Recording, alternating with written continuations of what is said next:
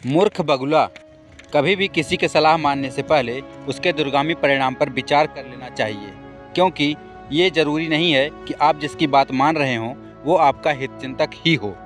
कई बार हम किसी की सलाह मान लेते हैं और बाद में हमें पता चलता है कि जिसने हमें ये सलाह दी थी वो तो हमारा शत्रु था और उससे हम अपना खुद का ही नुकसान कराते हैं। इस कहानी में भी कुछ ऐसा ही होता है। किसी वन में एक बहुत बड़ा वृक्ष था। उस पर बगुलों के अनेक परिवार रहते थे। उसी वृक्ष के कूटर में एक काला सर्प भी रहता था। अवसर मिलने पर वह बगुलों के उन बच्चों को मारकर खा जाया करता था जिनके पंख भी नहीं उगे होते थे। इस प्रकार बड़े आनंद से उसका जीवन व्यतीत हो रहा था। यह देखकर बगुले बड़े खिन्न रहते थे, लेकिन इनके पास कोई उपाय भी नहीं था।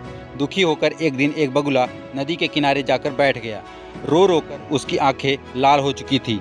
बगुले को इस प्रकार रोता देखकर एक केकड़े ने उससे पूछा, मामा आज आप इस तरह से रो क्यों रहे हो? बगुला बोला, प्रिय क्या बताऊं, हमारे वृक्ष के कोटर में रहने वाले सर्प ने मेरे सारे बच्चे मार खाए हैं। यही मेरा एकमात्र दुख है। क्या तुम मुझे इसका उपाय बता सकते हो?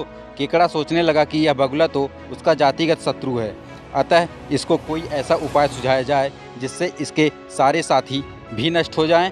फिर केकड़े ने कहा, मामा यदि यही बात है तो तुम मछलियों की हड्डियां नेवले के बिल से उस सांप के बिल तक बिखेर दो।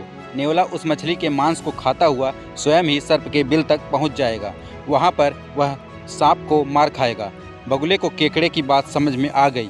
उसने अपने साथियों को उपाय बताया और सबने मिलकर वह कार्य किया।